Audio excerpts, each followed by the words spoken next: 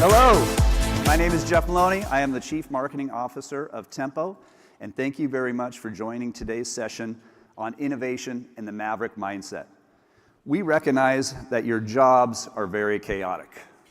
The teams that you manage, their jobs are very chaotic. Your business is very chaotic.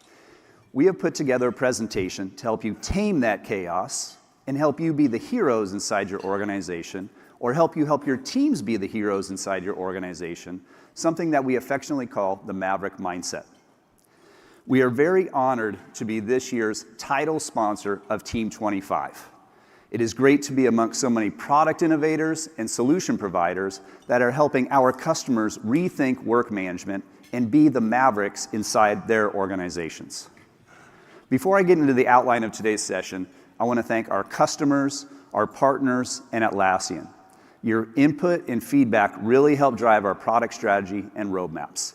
I also want to give a special shout out and thanks for all of the folks that are watching through our live stream today. I'm glad you could be with us. The session today is broken into 3 parts. First up is going to be Vic Chenoweth. He is our CEO, and he is going to talk about the strategic portfolio management market and a little bit about where Tempo is headed. Then Jen Morrissey and Matt Fiore, they're going to talk about our product and platform and how it can help you be the Maverick inside your organization. And then we are going to have a very lively, insightful fireside chat in between 2 ferns with Amanda Babb and Shannon Mason, who are going to discuss the humanistic side of strategic portfolio management. So we've got a great session for you today. Let's go ahead and get going. Please join me in welcoming Vic Chenoweth. Vic.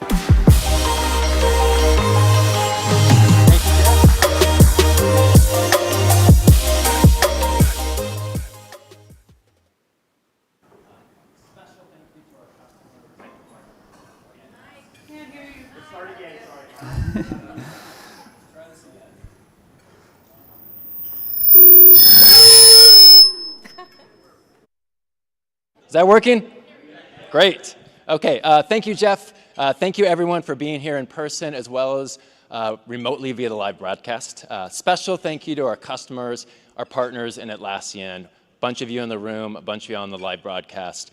We're thrilled to be title sponsor at Team 25. Thank you, Atlassian, for the long-term partnership we have with you and that we continue to grow. Before I jump into the materials, I'm going to talk about this image for a second. Some of you may recognize it as The Mandalorian and a little wordplay on what The Mandalorian says. And people who know me know that I often talk about the why. And why do I talk about the why? I found that if we share the why, we get buy-in into the what and ownership of the how, the when, and the who. People have asked me, why Tempo? Well, we're going to share today why Tempo.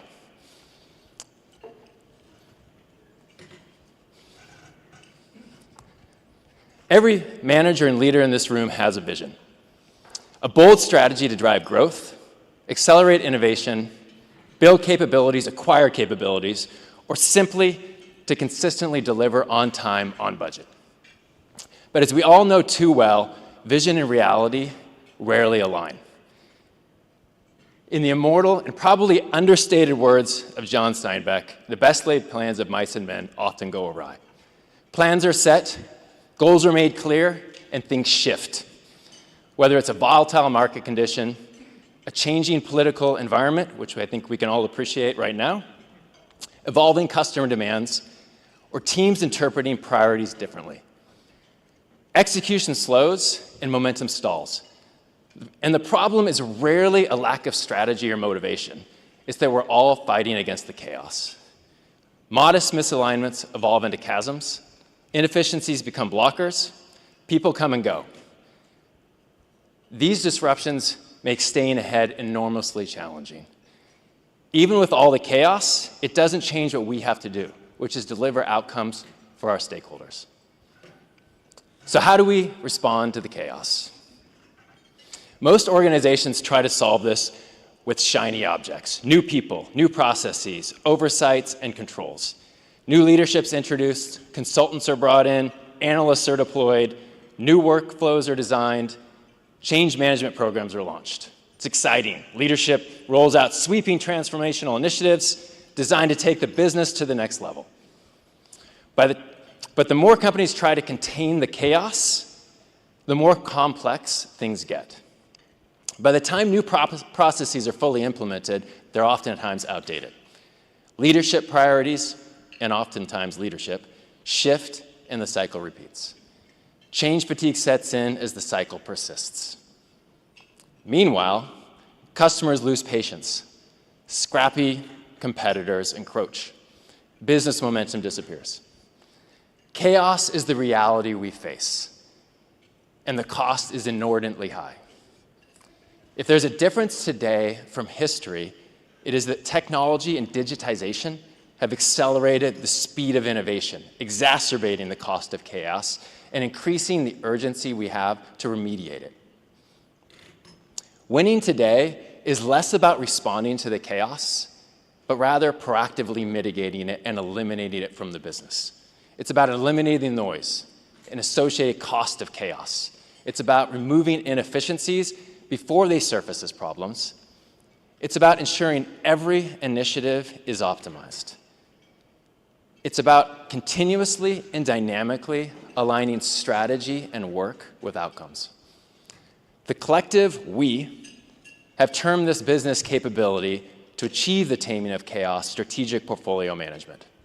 Strategic portfolio management, or SPM, is meant to provide help to better align your business through connected portfolio optimization, to adapt to how you work, allowing for traditional and agile program management to coexist, and to advance the business with insights, analytics, and improved decision-making.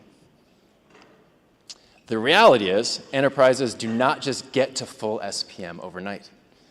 It is, by traditional methodologies, a pretty arduous chasm to cross. The tempo approach to SPM, which we refer to as the SPM journey, is different, and it's about simplifying the adoption process, meeting you where you're at, and demonstrating value in the form of tangible ROI along the way. We meet you where you're at on the digital maturation curve. We meet you where you're at in terms of the adoption and deployment cycle and readiness, and allow you to eat the apple one bite at a time. And you're able to modulate the pace of adoption of your SPM journey as befits your organization, along the axes of both organizational scope, so think about this as starting with a team, a function, a BU, as opposed to the full enterprise top-down, and the capability scope, so time, effort, cost, talent, project management, which leads to program management, and ultimately to portfolio management. Simply put, the Tempo SPM journey allows you to be a maverick, to realize the promise and value of SPM, and to do so with your company's interests, maturity, capabilities, and specific objectives in mind. Now, I'm going to step back a moment. Most people know Tempo primarily for our Atlassian-centric products, namely timesheets and structure. We're incredibly proud of these products. We're also not apologetic for being Atlassian-centric, Jira being the world's most broadly used collaborative work management tool. Now, we also recognize that enterprises will invariably leverage multiple work management tools, so we integrate broadly. Likewise, timesheets and structure offer the basis for SPM via time and effort combined with program management. We have purposely surrounded these with additional capabilities, innovated organically and acquired, to deliver the Tempo SPM platform, bringing modularity and flexibility to deliver dynamic, competitive, and consumable, most importantly, the consumable aspect of SPM. We've built and continue to build on something bigger. The Tempo SPM platform integrates to Atlassian and other work management systems to align and adapt to how and where your teams work, no matter how you work. Designed to support the unique needs of every user and every organization, the platform enables workflows for portfolio experts, from demand intake and strategic roadmaps to planning and financial tracking, making SPM intuitive and, most importantly, easy to adopt. Finally, the platform brings portfolio analytics into one centralized view, so you can advance your business through insights, inclusive of data from Tempo products, Atlassian products, as well as other third-party applications. The future of business success won't be defined by how well companies plan. It will be defined by how well we mitigate or eliminate the chaos, dynamically and continuously aligning strategy and work with outcomes. That is why we built the Tempo SPM platform and have introduced the SPM journey. So with that, thank you again for joining us today, customers, partners, the entire ecosystem. I'm tremendously excited about what we're doing at Tempo, where we're going, and most importantly, what we're doing for our customers.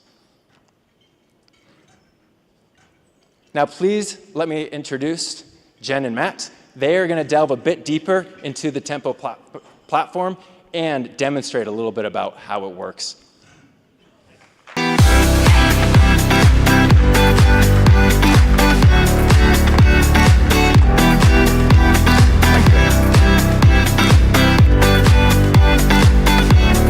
Hello, everyone. Matt and I are so incredibly excited to be here with you all. No matter where you are in your journey to strategic portfolio management, there are always ways to tame the chaos. And Matt and I are here to share a little bit about how we tame the chaos here at Tempo so that we could align our strategy and work with outcomes. As Vic mentioned, we went from a company known for time management to delivering a whole suite of solutions. Welcome to the next generation of our new platform that is purpose-built for outcomes. But in order to get here, we had to align, adapt, and advance.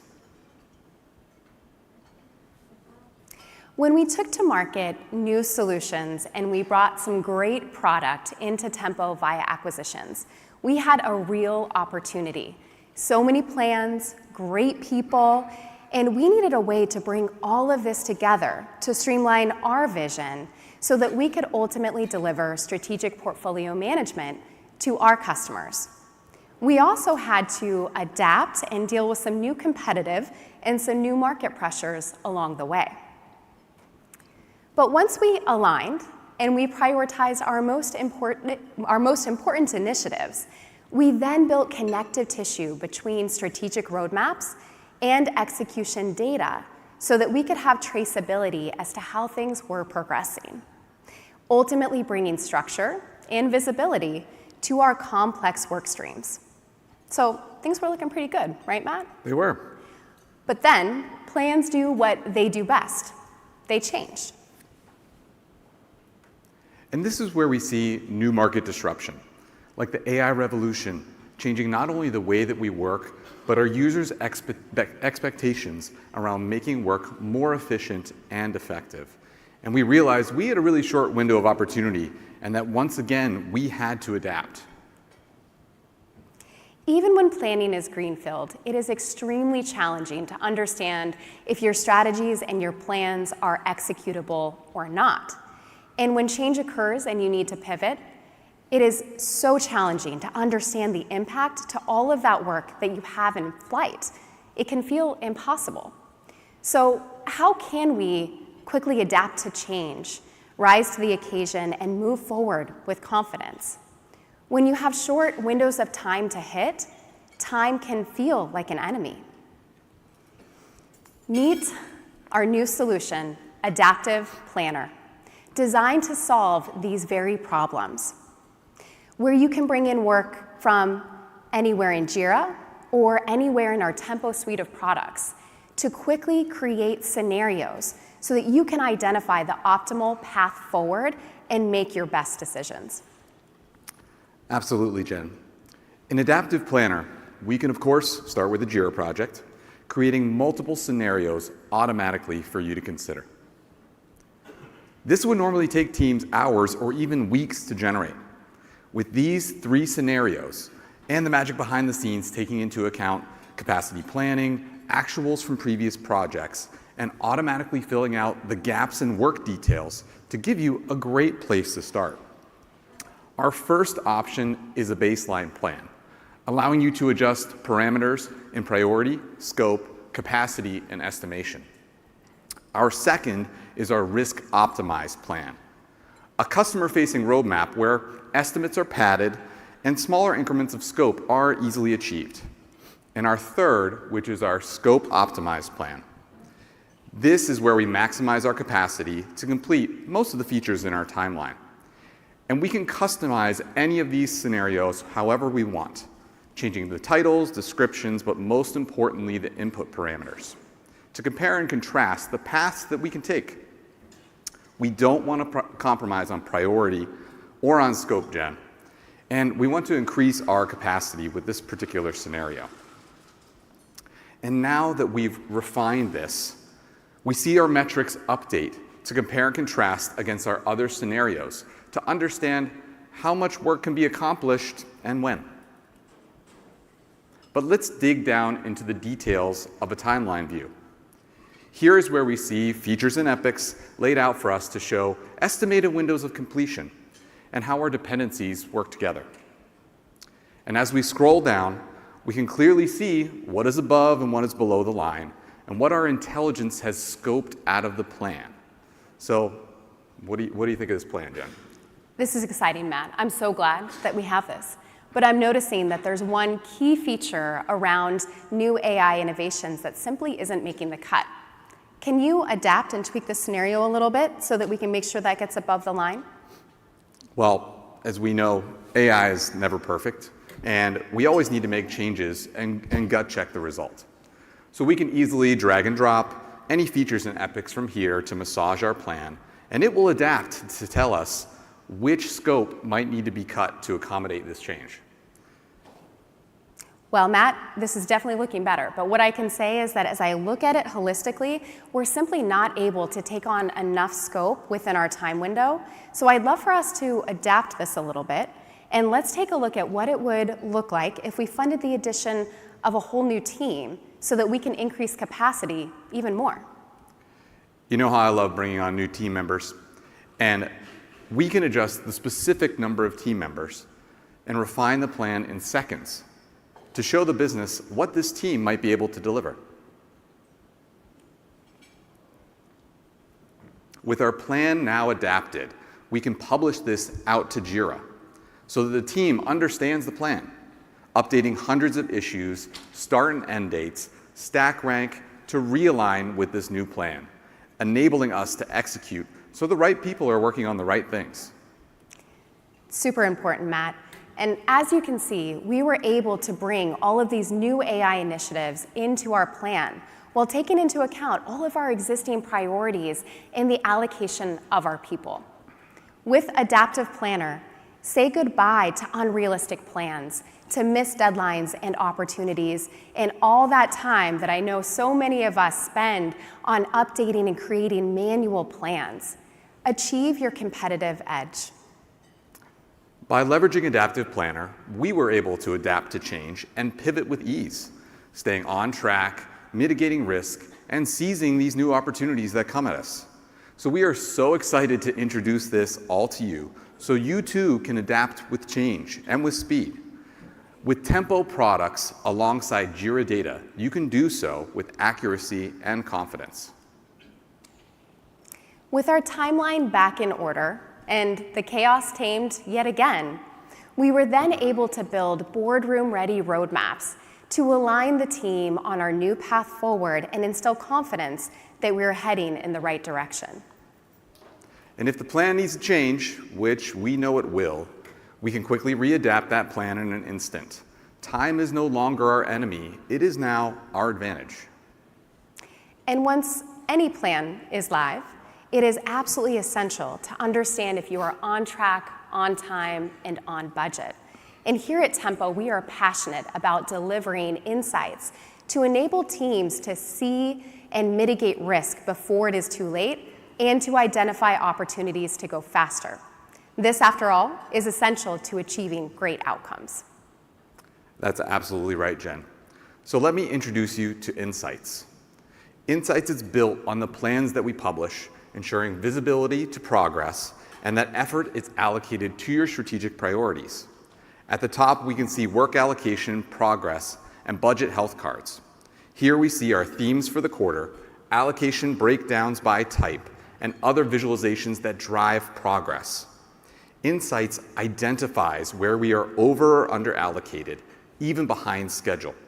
We can drill down into the work hierarchy and investigate those underlying initiatives that are at risk, ensuring that we can get ahead of plans that are off track and adjust in real time, but highlighting the causes and estimating what the delay is. We can even ask AI to help us address these issues and come up with solutions to address the risk and timeline pressure. Ask AI will tell us how to get this initiative back on track by identifying which of our teams have the most capacity to take on more work. We can also ask it which features are most important to make this initiative a success, and once again assure that the right people are working on the right things so we can all move forward with even more confidence. Planning is a continuous activity. As much as we would like them to be, plans are not static, and your insights shouldn't be either. With real-time data and proactive insights, we enable teams to advance and to understand when it might be time to pivot. And just like you, we at Tempo continuously need to align, adapt, and advance, drinking our own champagne, but not too much, so that we can design and build the best solutions for you to do the same. And whether you are just getting started in program management or scaling to full portfolio management, Tempo will grow with you. We meet you where you are so that your team can use the solutions that they need when they need them. Tempo brings all your data together, whether it's from our own products or third-party apps. One place for all your portfolio insights, from demand intake to financial tracking and planning to strategic roadmaps, Tempo covers it all. Our tools are designed to support the unique needs of every user, making portfolio management easier to adopt and more intuitive for everyone. The connective tissue between roadmaps and execution, and the ability to quickly adapt and pivot to change while gaining proactive insights along the way is just a preview of the Tempo platform. So come see this and more at our booth. It's #1, just so you know. As we showed you previews of adaptive planning and insights, 2 key foundational elements of our new platform. We are also connecting all of our marketplace apps with common navigation and seamless integrations. We also launched 7 Rovo agents. Woohoo! I challenge you to find anybody else that's done that.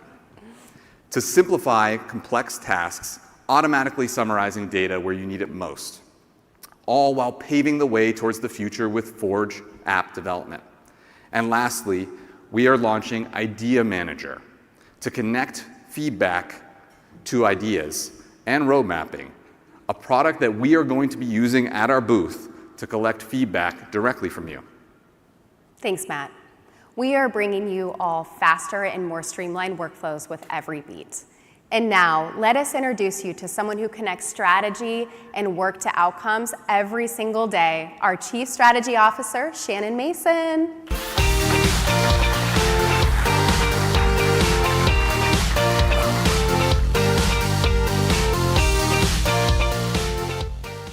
I'm super stoked to do less work about the work, and that's been one of the missions that we have here at Tempo.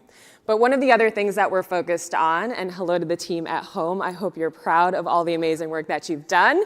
But one of the other missions that we're on is also to humanize the journey to portfolio maturity. And to understand at the end of the day, we can have tools, we can have process, but it's really people who make it possible. I'm super excited to introduce Amanda Babb. She is the Principal Solution Architect at Precipio, one of many solutions partners that we work with at Tempo to help our customers achieve their best outcomes.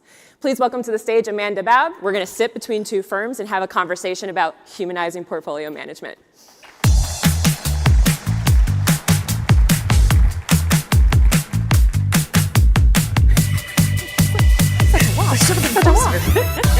Bring it in. Sure they loved that with the microphone. I'm sure they did. And with the bang. All right, well, Jeff stole our between two ferns joke. Do I need to go stick my face through one of them just to make us feel better? We did last night practice Safari mode, but we thought that we would spare you all that and just kind of focus on the conversation today. So we just went through a lot of interesting things that really support process. But when you're thinking about how an organization starts to look at modernizing their internal practices, which feels like an unending journey because tech is continuously modernizing, thoughts and ideas are continuously changing, how do you incorporate, especially with the customers that you work with, bringing that human factor to the change? Yeah. So one of the things that really struck me a long time ago from a leader that was at Precipio was just the word company, right? It was absolutely fascinating the way that he described company, because he was like, all right, we have a company, but what's the other definition of that word? We think about it, company's coming for dinner. Company is coming over. Those are the people that we're choosing to bring into our organization and that we're choosing to work with day in and day out. So even if we just think about, oh yeah, I work for such and such company, doesn't that already denote the fact that there's a human element that we should be thinking about on a regular basis? We all know about the sort of iron triangle. It's people, process, technology, that kind of thing. Yep. We're very heavy on the process. We're very heavy on the technology. I mean, we're at a tech conference, aren't we? But wouldn't it be great if just for a second we took a step back and said, you know what, let's think about the people. How are they going to use this? Why does this matter to them? What is it that we can actually do to humanize that organization? In your experience, and you and I have seen a lot, the good, the bad, the ugly, the beautiful, the chaotic. In your experience, what are the best sorts of ways that an organization can enable its teams to actually embrace strategic thinking at all levels, to really unlock that ability to be kind of unbeholden to constraints? Mm-hmm. Yeah. So the first thing is just enable. I mean, you said it right there in the question, right? When we think about launching these new platforms or a new change initiative or something like that, it becomes critically important for us to be open and transparent with one another. One of the things that it's really hard to do in organizations, we say this all the time, especially if you have an agile background, is you build a foundation of trust. Well, how do you trust somebody that's not communicating with you? So it becomes really important for us to take a step back and really communicate what the strategy is, provide an open forum for questions and answers, make it visible, make it transparent, put it someplace where everybody can see it. It's a lot harder in remote work places anymore, because when we used to walk down the halls of our offices, we'd always see like the mission, vision, and value posters in our offices and things like that. And it's a little harder to do that. So how are we gonna leverage ways to be open and transparent and communicate all at once with the technologies that we have available to us?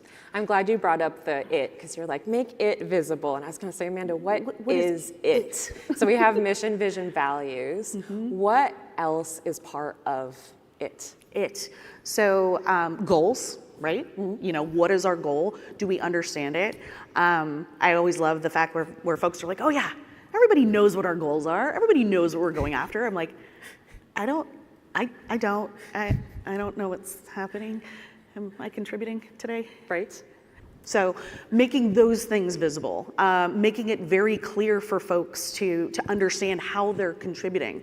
Vic said, the what and the why, right? Mm-hmm. So do we understand the what and the why? Are we asking why we're actually going after this goal or this strategy or something like that? And are we willing to answer the question as well? Because if you don't have a why behind the what, does it really matter? What are we doing? What are we doing? Why are we doing it? Why am I here? These are the big questions we get to. Yesterday we spoke a little bit about, as we were prepping and kind of chatting through this, that there's a component of how an organization then operates, especially since, we've been thinking at Tempo beyond portfolio management. There's this concept of full organizational flow. You want your whole company to be in a flow state, which is actually a mindful practice. Like that's a giving people space. How do you facilitate people getting space to think? Yeah, so there's the human answer, or the sort of the process answer, and then there's the technology answer. So the human answer is as we've gone through kind of this whole thing of embracing large-scale agile systems, right? One of the things is relentless improvement. But everybody always forgets the rest and reflection portion. I mean, even in our smaller ceremonies, we have these things called retrospectives. Wouldn't it be great if we just took a moment and said, what do we keep doing? What do we stop doing? What do we need to start doing, right? So making sure that that's actually also embedded in part of the culture is pretty critical. From a technology perspective, right, we all know that we have AI initiatives and things like that that are out there, and every product company is embedding AI into their platforms, which is great. And that can really unburden the work to do the work, right? I can't tell you how many times when we've been implementing your lovely solutions where somebody's like, yeah, but nobody's gonna go in and do that. Timesheets, shh, don't tell anybody. Right? Nobody's gonna go in and log their time. I'm like, yeah, well, because it's work to do the work. It feels like it's a busy part of your day. Wouldn't it be great if it could just kind of happen? So by leveraging some of these newer technologies, if we can get people focused more on the things that actually fulfill strategy or make them excited to come to work, wouldn't it be great if we could do that through the lens of technology? Yeah, and that's one of the reasons why for us, reducing the cognitive load, like for timesheets, has been such a big focus. So like over the summer, we introduced the ability to track your effort without actually having to enter your time. And one of those robo agents that Matt mentioned does it for you too. So continuing to reduce the work about the work is one of those big parts of our goals. Within that though, so you mentioned time and time tracking or effort tracking. It's always going to answer a question. And since we're talking about portfolio management, program management, I want to zero in on the program management component. Who are the roles that you see most often that are in that squished or squishy middle? The folks that are kind of like, oh, I've got, the executive that goes off to the conference and comes back with a lot of great ideas that now need to shift the roadmap maybe for a couple of months. And I've got an entire team of humans that I want to keep engaged and connected to the overarching goal. Who do you see kind of living in that layer? Yeah. I mean, you already said it, really. Ultimately, you've got your program managers that are in there because they're ultimately the ones that are trying to interpret what this crazy thing is and conceptualize what that is, and then try and figure out how to make that execution actually happen. So program managers are in that squishy middle. Your PMO is absolutely 100% in that squishy middle. You've got folks sometimes in larger scale agile organizations. You may have your release train engineers that are in there. Product managers are usually in there as well.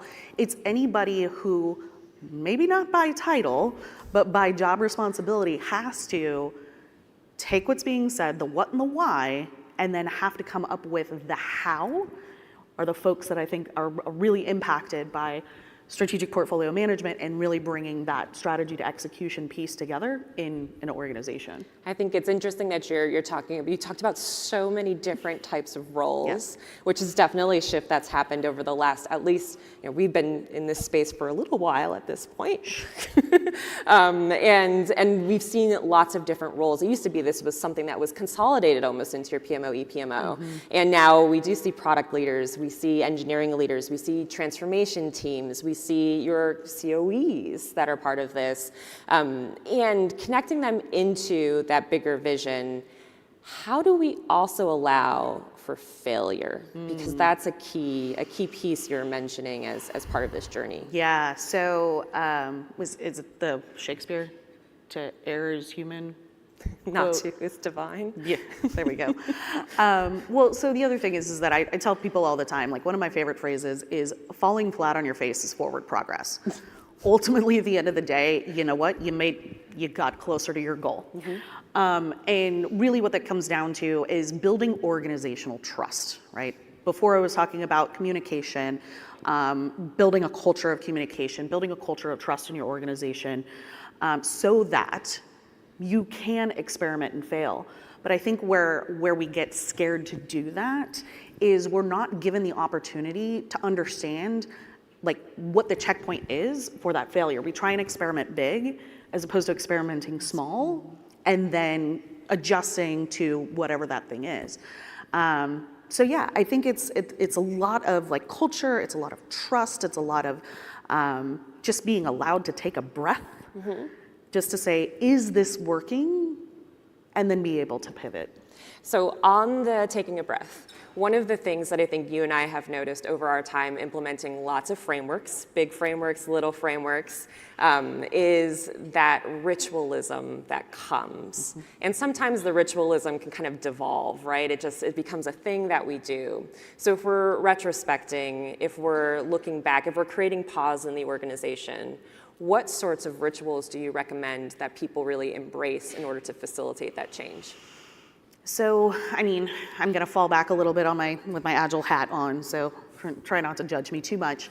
I mean, of course, you already said it, right? We have the retrospective. When we think about things like quarterly planning or PI planning, we have that inspect and adapt sprint or HIP sprint, or we call it 17 different things depending on which version of the framework we're on these days. It's like 7.5 or Which something. framework? Exactly. So when it comes down to those kinds of things, if we embed that moment for reflection, like I said, in a retrospective or in that INA sprint or something like that, give folks a hackathon even, hey, you got a whole week to go do whatever you think might advance the product or something that you're interested in. Just providing, again, that level of trust in the organization to allow folks to do the smart and capable things that we've hired them for. And maybe we might be able to come up with some really cool things going forward. I think you're also touching on something that's been a core principle for us as we move the products forward, which is that the activity of planning is a continuous activity. So it's something that we do essentially every single day. We wake up, we think about what we're going to do ourselves. If we're running teams, we're thinking about how our teams are going to kind of progress. At Precipio, do you all have any sort of internal organizational rituals that you follow to help with that cadence, to help with that planning process? Absolutely. We were actually founded as an IT and business process software firm. So our big thing has always been process. And by process, that comes with very specific touch points and cadences that we follow every single time that we're engaging with a customer or a partner or something like that. So if somebody says, hey, how do I? Don't worry, we have 87 documents on the how we do, because we want to make sure that we're following the process. Why? Because the process works. Yep. And also we do have that opportunity to inspect and adapt ourselves. Me personally, we meet twice a week in our team just to say, okay, is there anything you need help with? Is there something that you are working on that you're stuck with? What's the general update? It doesn't have to be this long, arduous status update, because why? We have all of this other platform technology to provide us wonderful status updates. Now it's just a matter of connecting us as humans, saying, hey, Shannon, I know you're really good at this. Do you mind helping me out with this next presentation or piece of documentation or whatever that needs to be? Yeah, I'm really, really, really good at finding the opportunities and just kind of wedging myself into like digging through those opportunities. What else are you good at? Wedging myself into the crack of an opportunity as well. One of the things that you mentioned just now too around creating that kind of process and that process framework and that trust there that comes with it. Let's have a little bit of story time. Okay. So I think we've all been in organizations that had lots of processes. We tried to follow those processes. All of a sudden people become burdened by them. We have an ultra heavy governance process internally. How do you help organizations that have really heavyweight requirements? Because I know that some of the customers that we have in common, they have to keep those kind of the audit trail. They have to keep connection of the data together.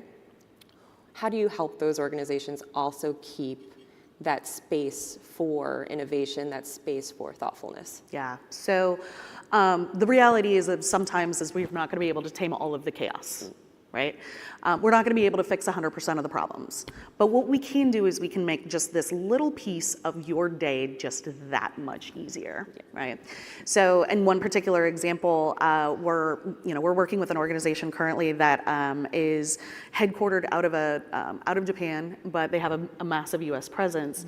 And all of their requirements generally come from there. And then basically, of course, priorities change all the time, right? Constantly changing. There's a little bit of a delay in there as well. Anyway, long story short, always way too late for that with me. What we told them is said, look, we're not going to be able to fix this process. We're not going to be able to fix the chaos coming at you. We're not going to fix the change of these priorities. But what we're going to be able to do is once they're here, once they're standing you square in the face, is we're going to give you methods and technology to help you balance and manage it. And then that way, your day just got a little bit easier and you're able to better communicate back to them as to what the plan is and how you're gonna go ahead and approach it. So we're not gonna be able to solve this, all of this, but what we're gonna do is we're gonna focus on just this piece of it to make that easier and faster, better for you. Awesome. Stronger. Stronger. Yes, and that adaptive planning, again, that's really one of the core reasons why we've been focusing on this space so intensely at Tempo. Going a little bit deeper, so governance exists, right? That organization in Japan, anybody that's in a high assurance environment, there are things that we need to do to ensure that we're safe, that we're doing the things that are required of our business. But I want to shift gears a little bit. Earlier I mentioned we've seen the good, the bad, the ugly in our time working with many companies, many Fortune 5000, Fortune 500. Tell me about the worst kind of paradigm that you encountered with one of the organizations that you were working with. Story time. Yay. Man, so there's an organization that we've done a lot of work with, and they have a lot going on. I mean, every organization has a lot going on, right? I mean, that's part of the reason y'all are here is like, again, how do we tame that chaos? How do we become mavericks in our own right? All of that kind of stuff. They were actually working on a divestiture in addition to launching a brand new financial tracking platform, in addition to the fact that they also then had to plug all kinds of stuff into that to then be able to determine whether or not they were optimized for certain costs and things like that. And again, we talk about the technology piece was relatively easy. Not super easy, but ultimately at the end of the day, as long as we could govern a key and we could perpetuate that key throughout the systems, then we were able to tie all that data together. However, when you're working with a project team that is implementing a financial system of record for all of their project accounting, capitalization, operational expenses. Yep. Plus we're trying to catch their attention to be able to connect systems because they have decisions to make as to how we're going to govern that key. Right. Plus they're going through a divestiture, so they're trying to pull themselves off of old systems. Easy peasy. Plus they're doing, plus. Naturally, things slow down. Why? Because we don't have enough time in the day to have all of those conversations. But what did we do? We managed that with them. We literally embedded somebody to help them navigate those conversations internally so that they could find the time to. And it was literally one of those where it's like, hey, A or B, what do you need? I think we're gonna go with B on that one. Bad choice, let's go with A. And then very gently nudge them in the correct direction. So it can happen, I promise it can happen. But again, why was it successful? Because we put the right people in place to work with their people to help them manage all of that was going on with them. Which is way better than my worst paradigm that I've ever seen, which was being in a major, massive change effort with an organization. And you could tell that there was low trust at the table, and one of the members got up and left, and I said, what's it gonna take, team, for this to happen? And they said, oh, if he dies, then we can make this occur. And I was like, ooh, that's not yet in my consulting statement of work, so I guess we'll have to just move along and move forward. How much is it worth? Hey, whoa. So on that archetype and that mentality standpoint, on the flip side, you've seen some really good examples of phenomenal leadership over your time working with organizations. Tell me what the best archetype really embodies to you. So again, open. open and human and trusting of the smart and capable people that they've brought into the organization. Again, I'm gonna push the button that Vic said, right? You tell me the what and the why, I'm gonna trust you to tell me the how, right? Really embedding that sort of decentralized decision-making, moving folks in the right direction, but also then providing the feedback. And fast feedback as to, hey, you're straying from strategy. You're moving just a little bit in the direction that we don't want to go. Show me why you think that this is a good idea, right? Taking a pause before you're actually saying, no, we're not going to do that. Those leaders are able to embody just kind of that, again, that human quality, right? They're treating people like people, which is amazing. So the ones that really ask the question, help me understand how we got to this decision, this choice, this point. Mm-hmm. One of the things that you're also mentioning there is we want to believe and trust in the power and the knowledge of the room. Yes. And I think I'm going to take that with me. I'm also going to end us here for this awesome morning and thank everybody who joined and sat down here in the room and had some mimosas with us and some Bloody Marys and some orange juice. And those of you that are online and watching, and especially want to thank you, Amanda, for sitting down with me and having this quick chat about how to humanize something that I think we can sometimes over-process and over-technicize, if you will, and really bring us back to its roots, which is, at the end of the day, the power of the room.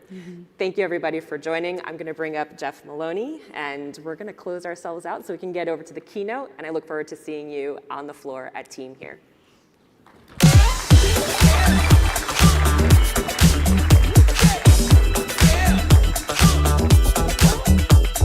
Thank you, Shannon and Amanda, for bringing the humans into all this technology that we talk about at conferences like this. Also, special thanks to Jen and Matt. That was some really unique capabilities that we have not seen to date in the strategic portfolio management market. Awesome stuff that your teams are delivering. And Vic, thanks for helping set the tone and help us understand how we can tame chaos. For all of the viewers online, you'll now be redirected to our website where you'll be able to see what we talked about today, and you will be able to see all of the latest and greatest key capabilities that we've delivered by each of our products through product broadcast videos, short use cases, demos, product documentation, and information like release notes. For all of our team members today that are here, thank you very much for joining. We will be here after this event to answer any questions about Tempo or what you saw today. And as Matt points out, we will be at booth number 1 if you want to see a demonstration of what we talked about today or anything that we have across our platform. Thank you very much for joining today's session. We really hope you have a great rest of the show, and please remember to attend Atlassian's keynote shortly after this. Thank you very much.